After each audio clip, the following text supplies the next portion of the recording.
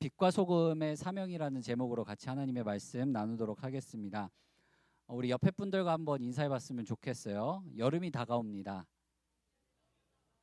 네. 벌써 반팔을 또 반바지까지 입고 계시는 분도 있고요. 또 오늘 아침부터도 이제 권사님들 하는 얘기를 이렇게 들어보니까 여름 옷을 꺼내서 입고 오셨다라는 분들도 계시더라고요. 지금 봄이 거의 다 이제 지나가면서 이제 초여름으로 이제 가려고 하는데 아직 초여름이 멀긴 했어요. 근데 연일 기온이 지속적으로 상승하고 있습니다. 최근 일주일 동안의 평균 기온이 26도였다고 해요. 그러니까 초여름이 한 24도에서 27도 정도를 생각하면 굉장히 지금 따뜻한 날씨가 계속되고 있는 거예요. 앞으로 여름이 다가오니까 기온은 계속 올라갈 겁니다. 기상청의 예측으로는 올해 여름이 평년보다 한 70%더 더울 것으로 예측하고 있습니다.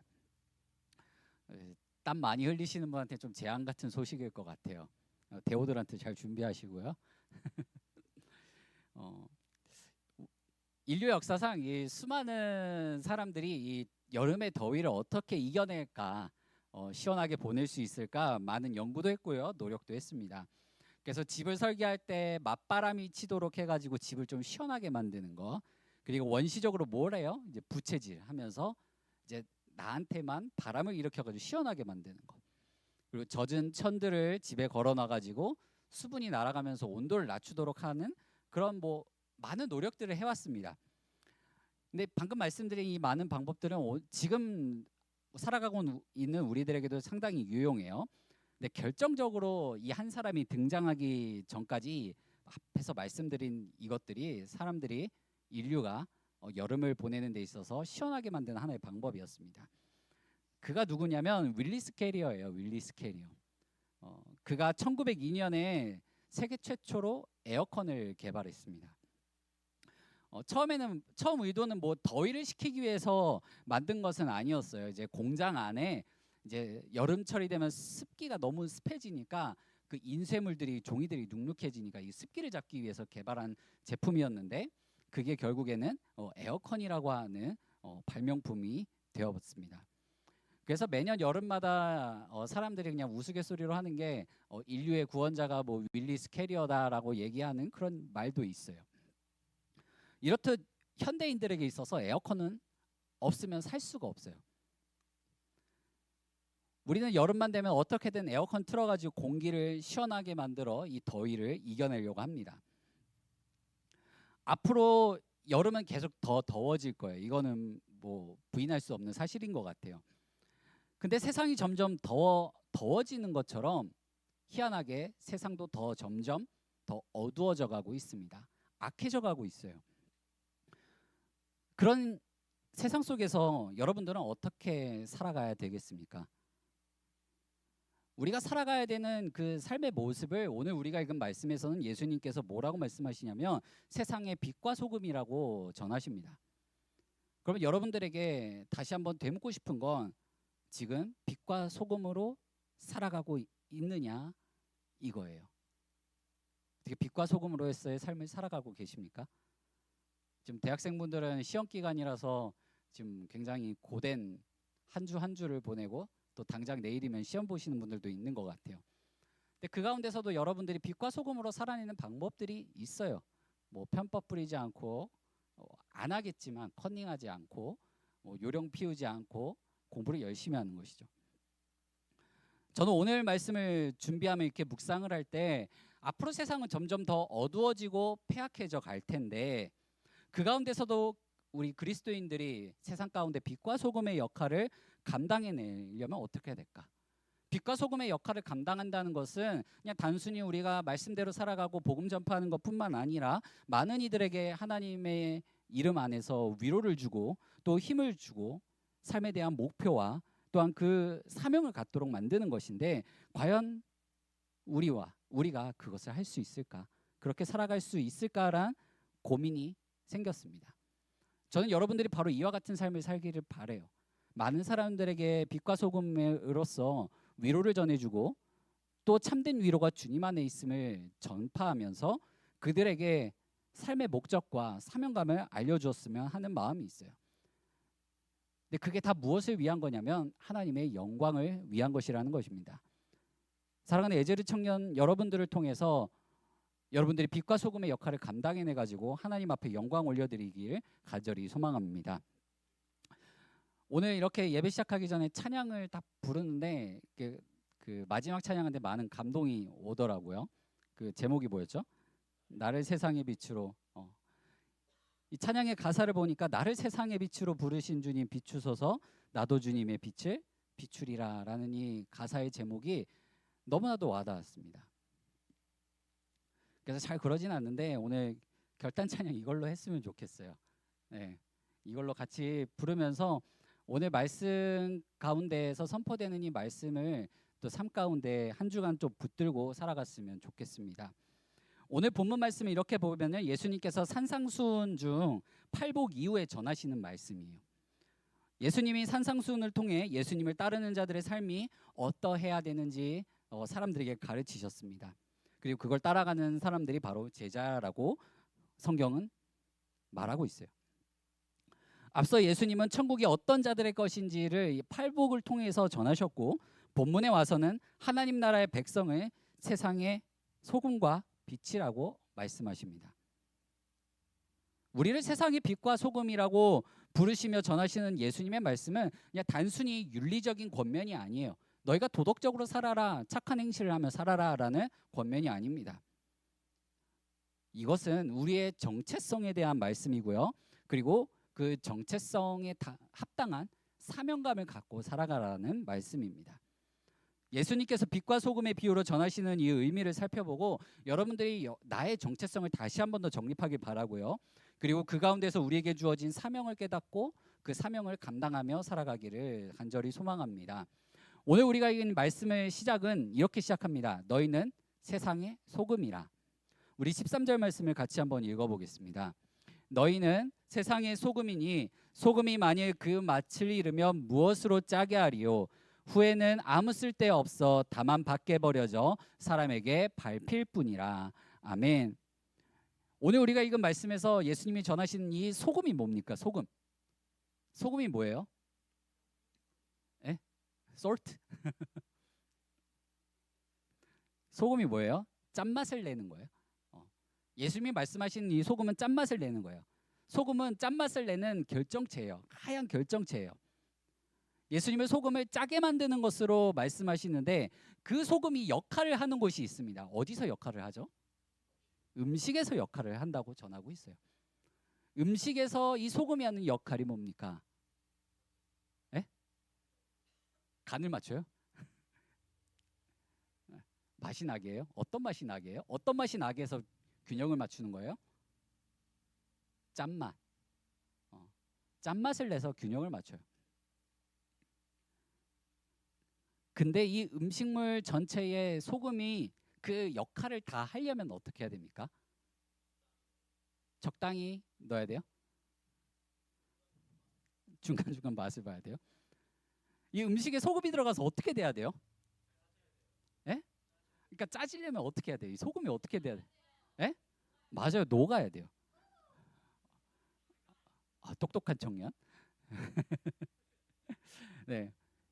소금이 음식에 들어가서 녹아야 돼요. 음식에 전반적으로 고루고루 스며들어야 돼요. 근데 만약에 소금이 녹지 않고 그 형체를 계속해서 유지하고 있고 짠맛을 내지 않으면 어떻게 됩니까? 간이 안 맞아요. 소금을 계속 치다 보면 어떻게 돼요? 여러분들 음식 먹다 보면 소금이 씹혀요. 그럼 그 음식은 먹을 수 있는 음식인가요? 아니면 버려야 되나요? 먹어야 돼요?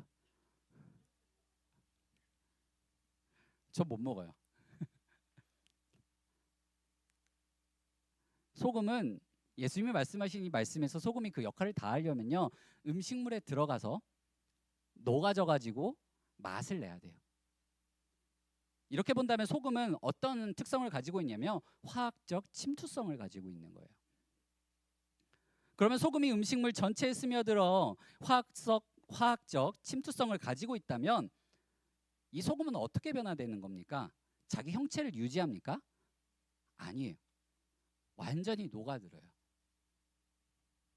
더 이상 우리가 알고 있는 그 소금이라고 하는 하얀색 그 덩어리로 존재하지 않고요. 스며들기 위해 녹아서 안 보이게 됩니다. 자기의 모양을 다 버려내요. 녹여내요. 비록 소금이 그렇게 녹아서 없어지지만 눈에 보이지는 않지만 소금은 그 소금으로서의 본질적인 역할을 온 음식 속에서 감당해내고 있다라는 거예요. 맛에 결정적인 영향을 끼치고 있다라는 거예요. 예수님은 하나님 나라의 백성이 세상 안에서 바로 이 소금과 같다라고 말씀하고 계십니다. 거기서 예수님이 이렇게 말씀하세요. 만일 그 맛을 잃으면, 소금이 만일 그 맛을 잃으면 이라고 말씀하세요. 여기서 맛을 잃다라는 단어는 헬라어로 모란데라고 해요. 모란데. 이 모란데라는 뜻이 어리석게 되다, 미련하게 하다, 풍미를 잃다라는 뜻을 가지고 있어요. 예수님이 이 단어를 이중적인 의미로 오늘 본문에서 사용하십니다. 예수님은 소금이 본질적인 그 기능인 짠맛을 상실해서 풍미를 잃은 상태를 예수님의 말씀을 지혜롭게 실천하지 않는 제자들의 실패한 삶을 은유적으로 표현하시는 거예요. 그러니까 짠맛을 내지 못하는 소금은 실패한 제자의 삶이라는 거예요. 그러면 소금이 음식에 들어가 맛을 내려면 자기의 모양을 버리고 녹아 없어져야 된다라고 말씀드렸습니다. 이렇듯 하나님 나라의 백성도 마찬가지예요. 예수님의 제자의 삶을 살아가는 자들도 세상에서 맛을 내려면 자기 희생이 있어야 돼요. 나를 비워내야 돼요. 그 본을 바로 예수님께서 먼저 보여주셨습니다. 우리 빌립보서 2장 7절에서 8절 말씀을 함께 읽어보겠습니다. 시작. 오히려 자기를 비워 종의 형체를 가지사 사람들과 같이 되셨고 사람의 모양으로 나타나사 자기를 낮추시고 죽기까지 복종하셨으니 곧 십자가에 죽으심이라. 8절까지인데 제가 7절만 드린 것 같아요. 예수님은요 영광의 보좌를 뒤로 하시고 사람의 모양으로 이 땅에 오셔서 종의 자리에 서도록 자신을 낮추셨어요. 그리고 죽기까지 복종하심으로 십자가에 죽으셨습니다. 우리가 바로 그 주님을 믿고 하나님의 백성이 된 거예요.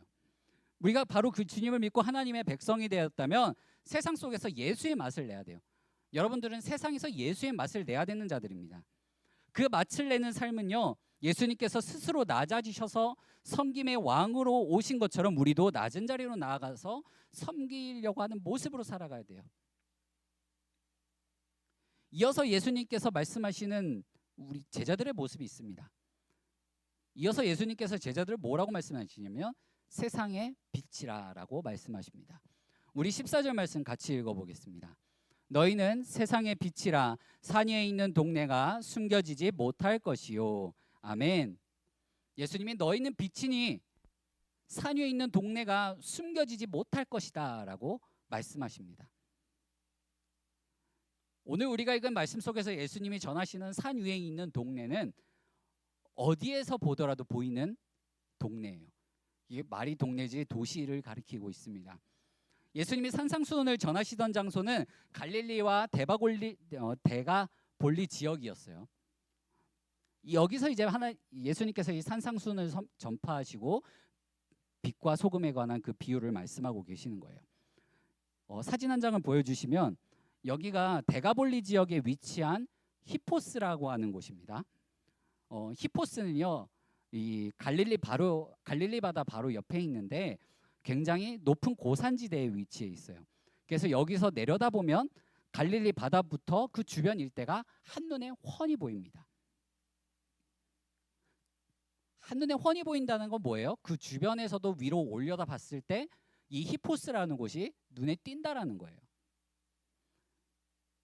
여기는 그냥 고산지대에 위치해 있는 것뿐만 아니라 로마에 있어서 전략적 요충지였어요. 굉장히 중요한 위치였습니다.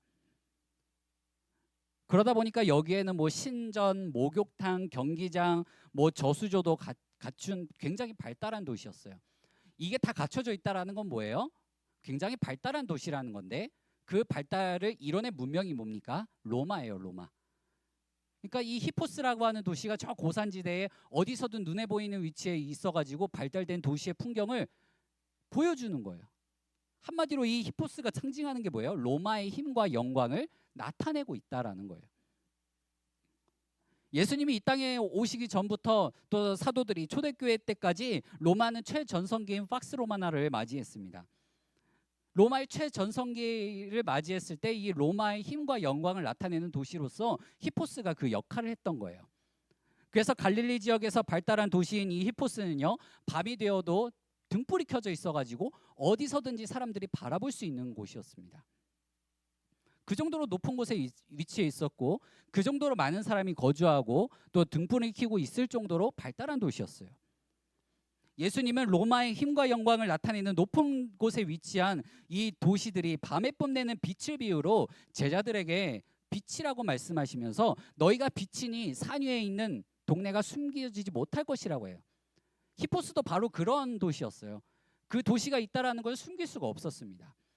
예수님은 제자들에게 너희가 빛이니 산 위에 있는 동네가 숨겨지지 못할 것이라고 말씀하신 것은 하나님 나라가 너희로 말미암아 숨겨지지 못할 것이라고 전하시고 계시는 거예요.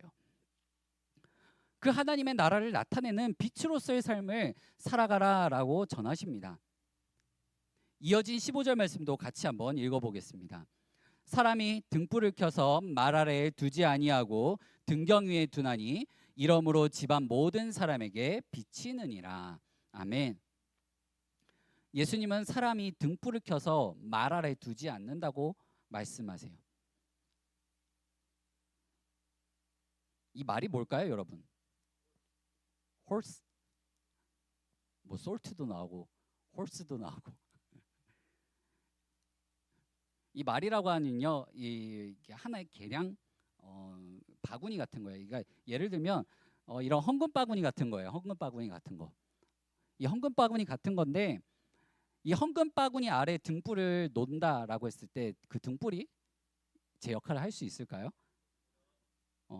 만약에 측량할 수 있는 계량기를 위해 등불을 켠다라는 건 그 목적이 뭐예요?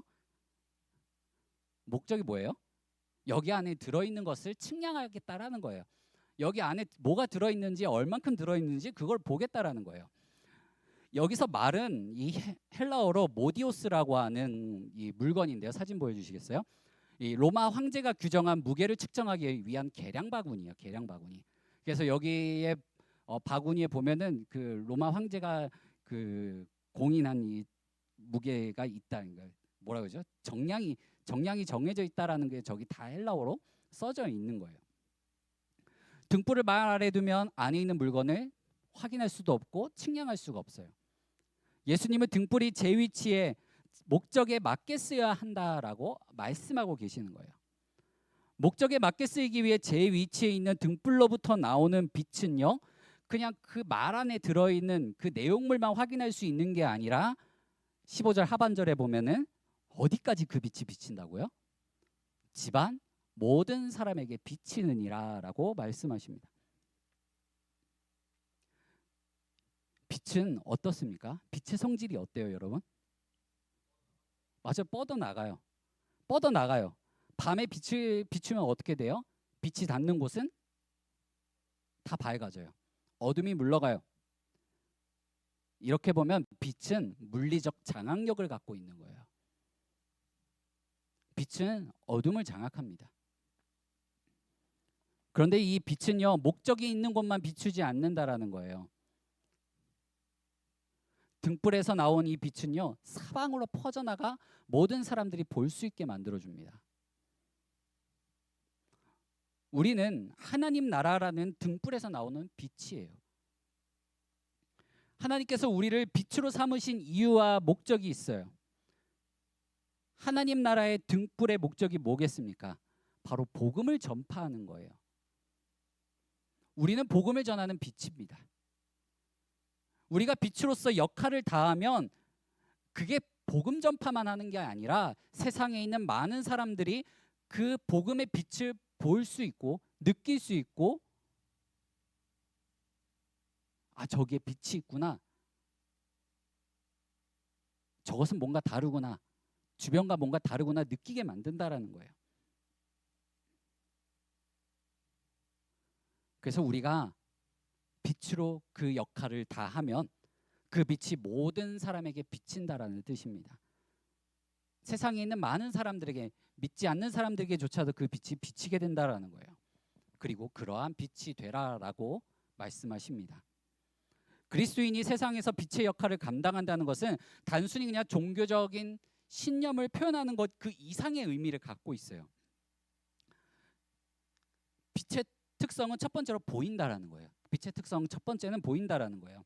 그리스도인의 삶이 눈에 띄어야 되는 삶이라는 거예요. 그래서 우리의 믿음은 골방 안에 있는 믿음이 아니에요. 뭔가 신비로운, 뭔가 감춰져 있는 믿음이 아니에요. 우리의 믿음은 내가 있는 곳 어디에서든지 드러나고 그 역할을 해야 되는 믿음이라는 것입니다. 빛의 두 번째 특징은 뭐냐면요, 안내자의 역할을 한다라는 거예요. 이 안내자의 역할을 함으로써 그리스도인은 반드시 다른 사람들을 위한 모범이 되어야 합니다.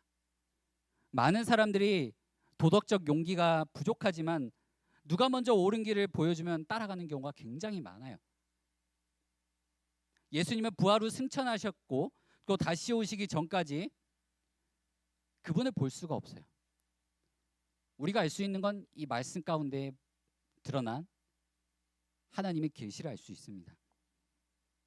그러니 여러분, 세상 가운데 우리가 예수 그리스도를 믿고 하나님 나라에 속한 백성이라는 것을 나타낼 수 있는 방법은 뭐냐면 여러분이에요. 내 삶으로 그것을 증거하고 나타내야 된다라는 것입니다. 우리가 비친 이유는 우리 안에 예수 그리스도께서 계시기 때문에 그렇습니다. 우리는 우리의 모든 삶을 통해 예수 그리스도를 나타내야 돼요. 사랑하는 에제르 청년 여러분, 예수님께서 우리를 세상의 빛과 소금이라고 말씀하신 이유와 목적이 있습니다. 그 가장 원초적인 이유와 목적을 창세기 1장 28절에서 하나님께서 사람을 만드시고 명하신 문화명령으로부터 그 기원을 찾아볼 수 있어요. 우리 같이 한번 읽어보겠습니다. 하나님이 그들에게 복 주시며 하나님이 그들에게 이르시되 생육하고 번성하여 땅에 충만하라. 땅을 정복하라. 바다의 물고기와 하늘의 새와 땅에 움직이는 모든 생물을 다스리라 하시니라. 아멘. 하나님은요, 자기의 형상을 따라 우리를 창조하시고요, 이 문화명령을 내리셨어요. 이 문화명령을 내리신 이유가 뭐냐면 온 우주 만물에 하나님의 영광을 드러내야 될 존재로 지으셨기 때문에 그렇습니다. 그러나 죄악으로 말미암아 우리가 그 역할을 수행할 수 있는 기능과 능력을 상실하게 됩니다. 그래서 깊은 어둠 가운데 빠져요. 우리가 그 깊은 어둠 가운데 있습니다. 그 세상도 그 깊은 어둠 가운데 빠지게 됐어요. 모든 사람이 죄악으로 말미암아 하나님의 명령을 수행할 능력을 상실했어요. 능력을 상실했으니 그 기능도 같이 상실한 거예요. 죄악으로 가로막힌 문화명령을 이행할 수 있도록 예수님이 이 땅 가운데 오셨고요. 예수님은 이 땅 가운데 오셔가지고 힘으로 세상을 굴복시킨 게 아니라 하늘 영광 버리고 가장 낮고 어두운 곳으로 성육신하셔 오셔서 죽기까지 순종하심으로 세상을 이기셨다라는 거예요. 이제 우리는 그리스도와 연합된 새로운 피조물이에요. 새로운 언약 백성으로서 예수님의 길을 따라가야 돼요. 그리고 예수님은 그 길을 따르라고 말씀하세요. 그러니 우리가 응당 제자된 삶을 살아야 됩니다. 세상을 등지는 태도는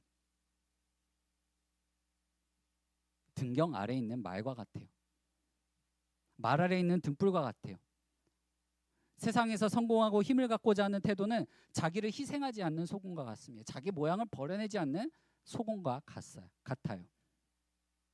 빛과 소금의 역할은 그냥 나 혼자 있는 곳에서 이루어지지 않습니다. 세상 속에서 이루어지고 또한 세상으로 보냄받은 그리스도인의 특성입니다.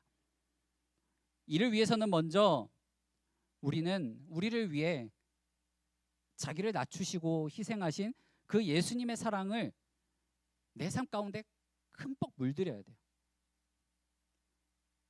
그리고 세상을 막 척지고 세상과 단절된 삶이 아니라 세상을 포용하고 그 가운데 내가 어떻게 들어가서 녹아들어서 그리스도의 향기를 풍길 수 있을까, 그 고민이 있어야 합니다. 그리스도의 정체성을 제대로 지키면 세상 속에서 우리는 빛과 소금의 역할을 감당하게 되는 거예요. 사랑하는 에제르 청년 여러분, 예수님은 우리를 세상의 빛과 소금이라고 부르셨습니다. 우리의 정체성이 뭔지에 대해서 분명하게 선언하신 거예요. 이는 예수님의 길을 따르는 제자들이 세상에서 발휘해야 될 필수적이고 강력한 역동성입니다. 이제 우리는 소금처럼 세상 속에서